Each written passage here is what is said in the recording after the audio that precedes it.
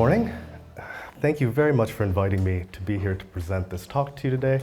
I'm grateful to Axel and ICCP for the invitation. It's always a pleasure to be back in Busan and participate in this meeting, which I think we all should be on board with, combining all of our myriad data together in a sort of big data fashion with the endeavor of solving problems of human evolution. With that, you've heard my title. So I'll jump right into it. I'll be talking about these creatures right here, Neanderthals on the left, modern humans or Homo sapiens in the middle, and Denisovans on the right. And you'll note that Denisovans don't have a Latin taxonomic name. We don't really know what they look like morphologically. It's the first hominin to be identified based on DNA evidence alone. More and more fossils are popping up. We know that they're rather robust, but that's about it. So on the bottom of the screen, you'll see that I've written Middle Paleolithic under Neanderthals, Upper Paleolithic under modern humans, and Middle Paleolithic under Denisovans. This is the assumption. These hominins are associated with these technological groups, and I'll explain a bit more about that later, but it's far more complicated than that, of course. Just a quick primer on the Paleolithic, since I know many of you are not archaeologists. We associate the Middle Paleolithic with Neanderthals, as I mentioned, and this technology we call Levallois technology. And this is prepared core technology where a large flake is struck from a core. That flake is then retouched or prepared and then turned into a tool and used and discarded. And here are some examples of the products of that reduction. This is obsidian on the left, which you'll see more of, and other raw materials on the right. The Upper Paleolithic looks quite different. Lots smaller cores that were reduced to make really small blades that you see on the upper right. We have the appearance of bone artifacts, needles, tools, points, things like that. Decoration, jewelry, the perforated shells or teeth that you see here actually from Denisova. This is a general broad overview, much more complicated than this, but just for the sake of discussion. Another very simplified slide. This is the Neanderthal range that we know of as of now. It will probably extend farther to the east. So from about 400,000 years ago to 30 or 40,000 years ago, Neanderthals inhabited this area. The area encircled that you see there is misplaced, but that should be the Armenian Highlands. Dispersals. The first we see Denisovans at around 200,000 years ago in Siberia, and then further to the east until about 30,000 years ago. We see the first, relatively speaking, Homo sapiens dispersal into Eurasia at around 100,000 years ago, more or less. At this point around, we think Neanderthals and modern humans exchanged DNA somewhere. Denisovans and Neanderthals also exchanged DNA. We know this because we have actually an offspring of Denisovan and Neanderthal parents at Denisova itself. Let's see. At about 60 to 50,000 years ago, we see another dispersal of humans, modern humans, into Eurasia. This is a very limited, restricted area here. This extends all the way, of course, to Eurasia. And the key point is that by about 30 to 40,000 years ago, Homo sapiens is the only hominin left on the planet. And this is the major problem we'd like to solve. How did this happen? Where did this happen? We now know, based on genetic and fossil evidence, this was far more regionally variable and complex than we previously thought. This institution and people here published a predictive model, you could say, of Neanderthal and Denisovan interaction based on habitat suitability, which you see here, showing overlap zones. I'm not going to be talking about Neanderthals and Denisovans in particular. However, I find that this image, and you see the square there where we have the Armenian Highlands and the Caucasus, is also indicated as an interaction zone. And since all Denisovans, modern humans, and Neanderthals all tended to inhabit the same areas, we can use this as a basic hypothesis. So I'll start with the known relatively well-known interaction zones. The one most prominent is probably the Levant, as you see here. And on the left, you see Middle Paleolithic sites, those associated with Neanderthals perhaps, and early Upper Paleolithic sites. And this is a modern satellite image, but what we should note is that largely they're in the same areas where these sites occur, except we see a little bit more early Upper Paleolithic sites in arid zones. The square that you see here is the area relatively of Mount Carmel caves. This is where we find some of the most important sites that we've known about for a very long time. Skull and Kafse caves, where we have very early Homo sapiens. These look very archaic, as you can see. and dated to roughly between 130,000 and 90,000 years ago. Other things to note in this slide are the artifacts you see illustrated there. We have Levallois technology, as I described earlier. Looks all very Middle Paleolithic and very much similar. Some other caves that are important are Tabun, that you see there, dated to between 165,000 and 135, or even earlier based on other methods. And here we have Neanderthals. The previous sites were Homo sapiens, I should add. And importantly is the Tabun C1 Neanderthal mandible. This was recovered in about the 1930s, I believe, sometime. It was found at the contact between layer C and B, the overlying layer. Layer B never received the attention it should. It's now currently under re-excavation and dating to try and understand where this fossil came from and how old it is. It dates to 34,000. So a huge stratigraphic gap there. Kibara cave dates to 60 to around 50,000. Yielded wonderful Neanderthal specimen, mostly postcranial material. The archaeology here, you should note, is identical to what we've seen before. It's all Levallois technology, points, things like that, retouched tools. On the bottom right of your screen, you see what looks like a footnote. I put it there because it's kind of an exception, but an important one. This is the calvarium or cranium from Manot Cave, dated to 55,000. It's absolutely modern or Homo sapiens, showing the overlap chronologically in fossils between Neanderthals and modern humans in the Levant. This is a biome reconstruction of the last glacial maximum of the Levant. Again, the square shows you the Mount Carmel caves. Important here to note is that biome diversity persists throughout the last glacial maximum. And this is extremely important. And what is also important is that we see within a 100-kilometer radius of this area, multiple biomes that were accessible and likely accessed by hominins. So just to summarize the Levantine Middle Paleolithic, which I think any Levantine archaeologist would probably be screaming at me by now, we see that Neanderthals and Homo sapiens, their interaction there is largely inferred. Manok Cave is the only fossil we have that shows chronological overlap with Neanderthals. We see that modern models of gene introgression based on Neanderthal, Homo sapiens fossils from elsewhere and modern human DNA suggest that it's an interaction zone, but we have no DNA from fossils in the Levant. So there's no clear fossil evidence either of interbreeding. We see archaic humans, we see different humans coming in, but no real kind of hybrids or anything like that. That's debatable. Neanderthals and Homo sapiens utilize similar technologies that we've seen. This contradicts what I said at the beginning, that only Neanderthals are associated with the Middle Paleolithic.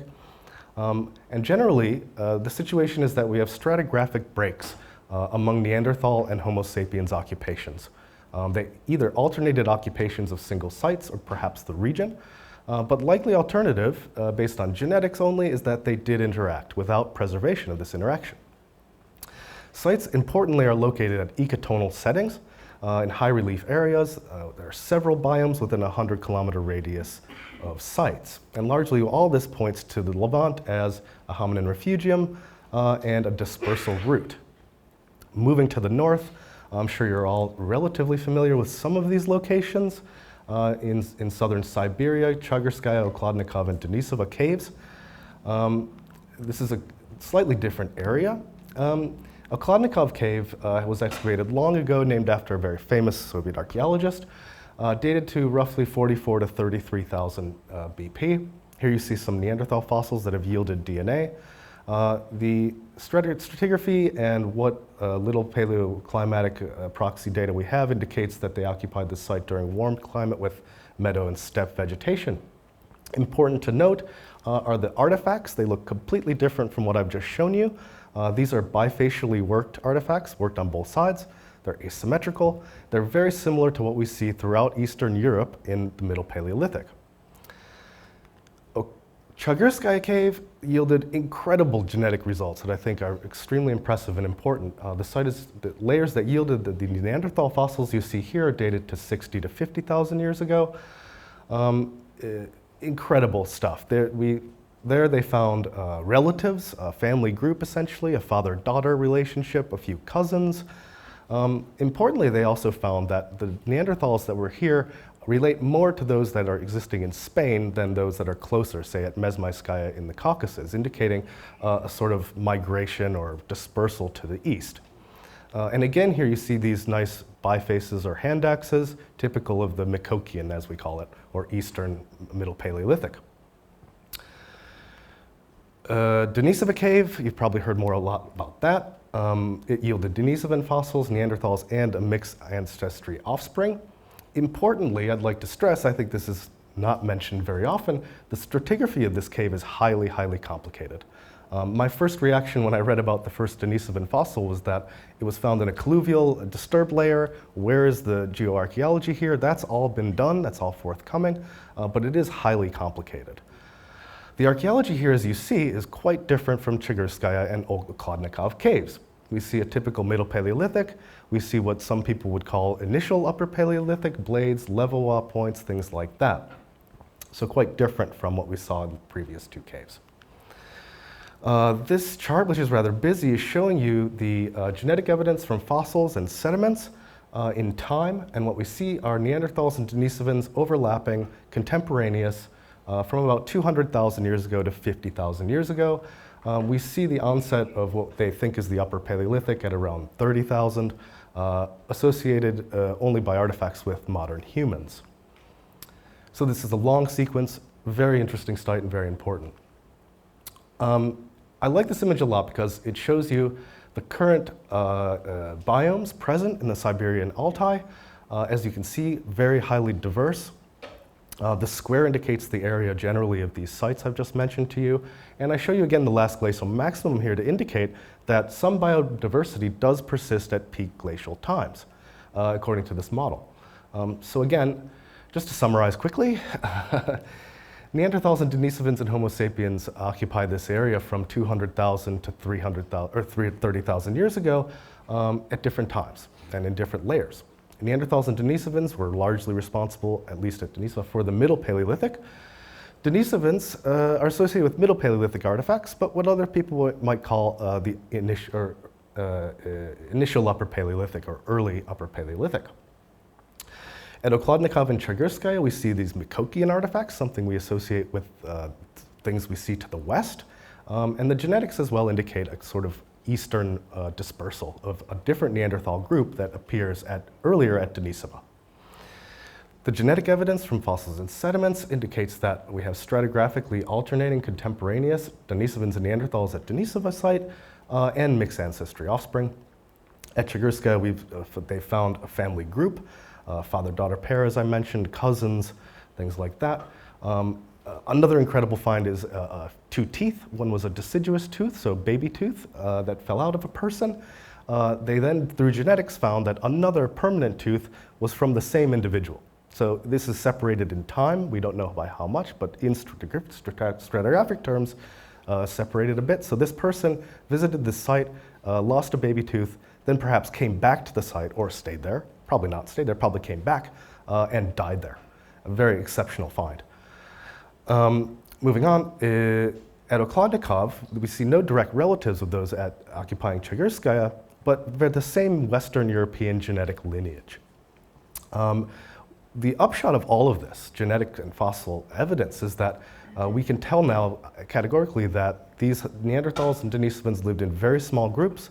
They were isolated geographically, and their mitochondrial DNA is not very diverse at all. So this suggests something similar to what we see in endangered species. And indeed, these were endangered species. So another interesting finding or hypothesis is that they practice patrilocal movement, which means that females would move to live with the male families. And they extrapolate this to all Neanderthals. I don't think this was probably the case, but in this region, this is what was going on.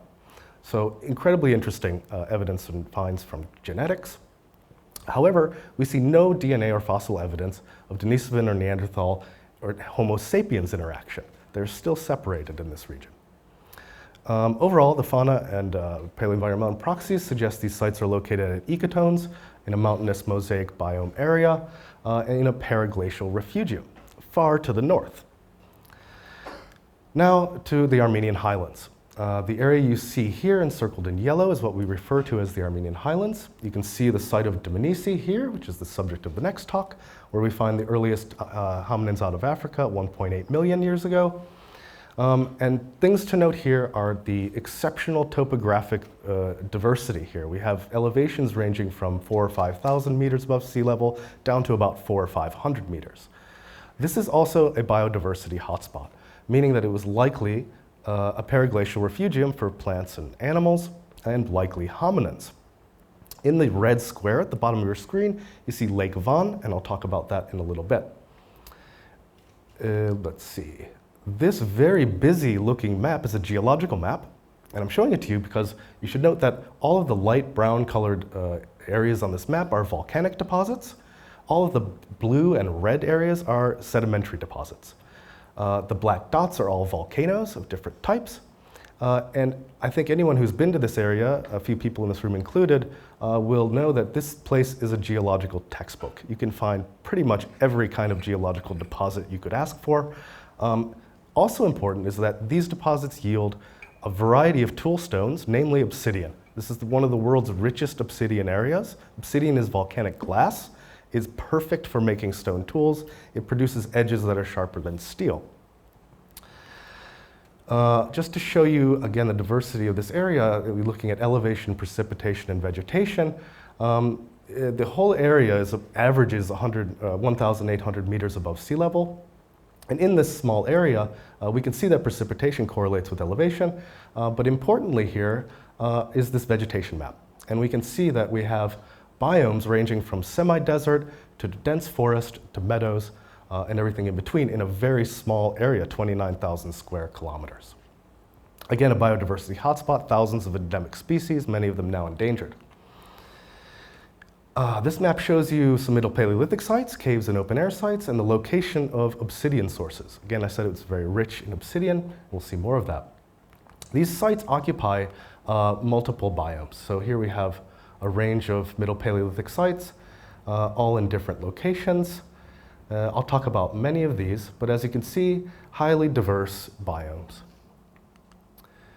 So just to get started with bombarding you with more sites and artifacts, we have Yerevan 1 cave. This was the first Paleolithic site to be excavated in Armenia in the 1960s and 70s. It yielded hundreds of thousands of lithic artifacts, hundreds of thousands of bone remains. Those bone remains included a few hominin specimens. Unfortunately, during Soviet times, all of the fauna was sent to Russia, and the bones are now lost.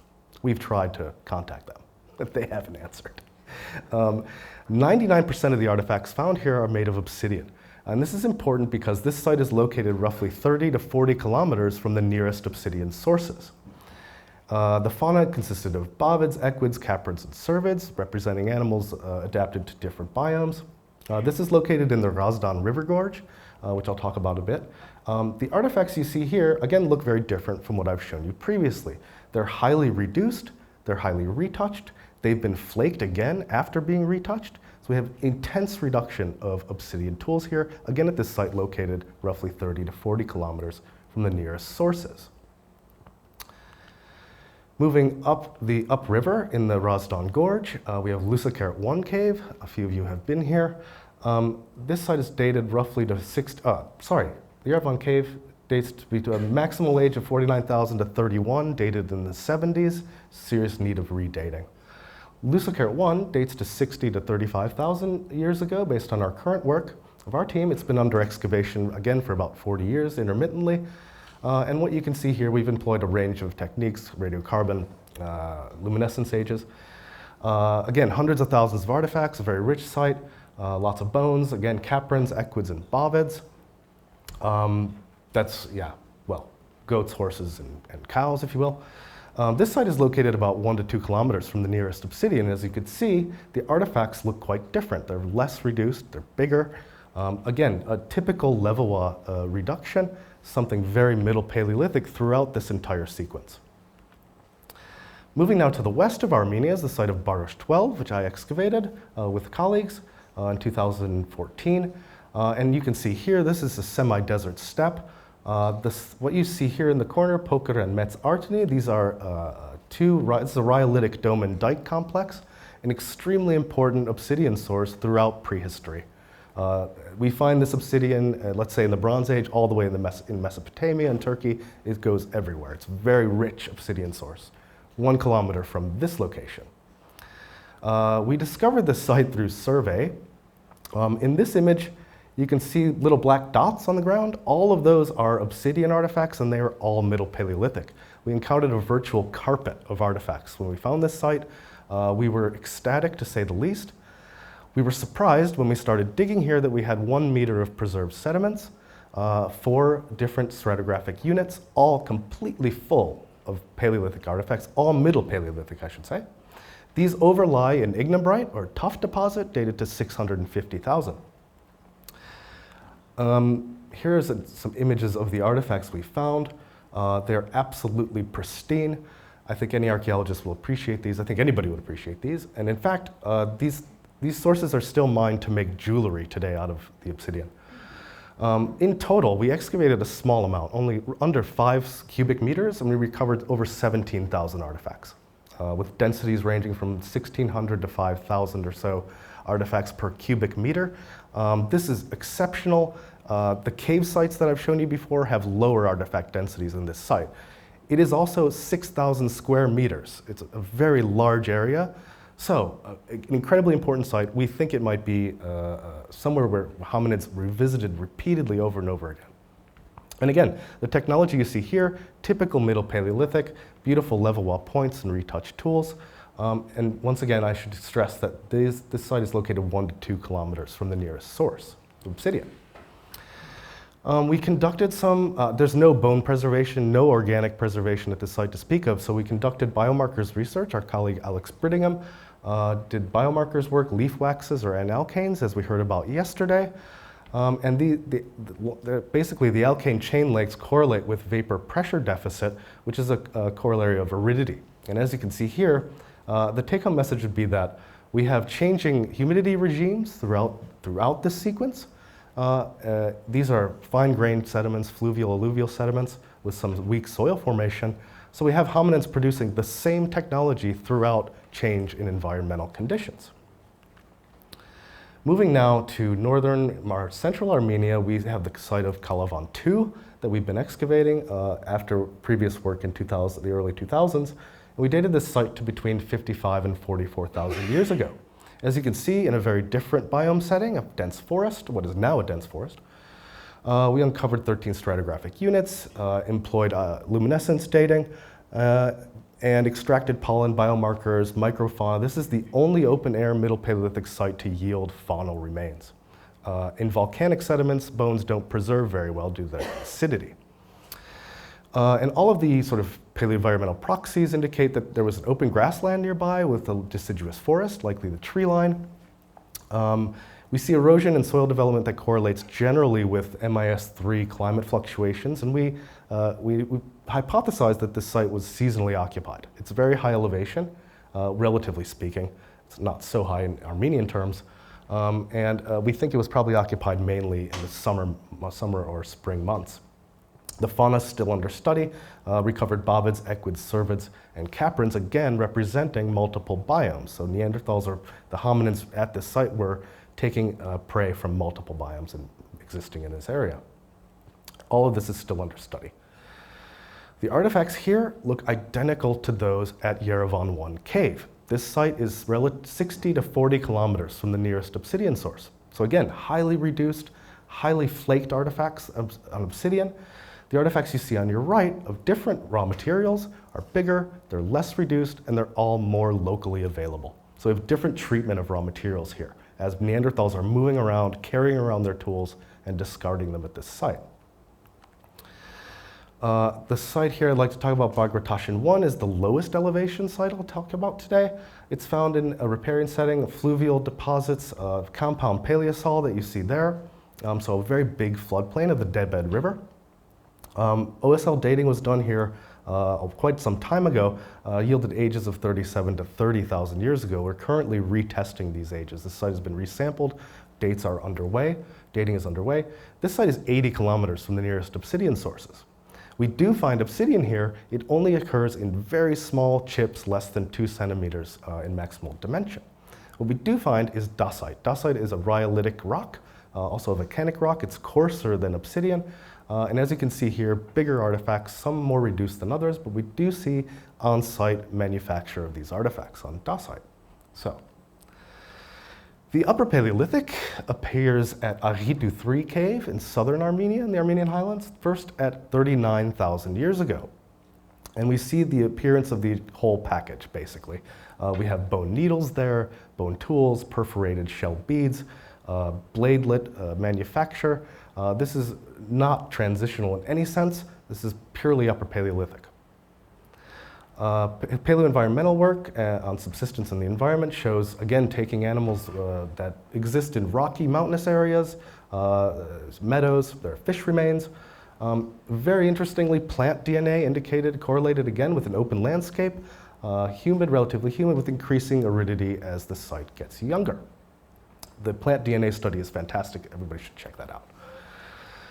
Something we do in Armenia, because we're lucky to work with obsidian, is sourcing these artifacts. And we can use X-ray fluorescence to source where artifacts were procured from their procurement sources. And our colleague Ellery Fromm has been doing this for the last 15 years. And at this stage, I'm just showing you 4 Middle Paleolithic sites that he's worked on, all dated between 60 and 30,000 years ago. And so far, he's analyzed over 3,000 artifacts to source. This is unprecedented. I think if you read any sourcing study in archaeology, you'll find far fewer artifacts have been analyzed. General results of these research shows transports of artifacts overlap with sites and sources, meaning these hominins are going back and forth with sites and sources, and they're all probably interlinked.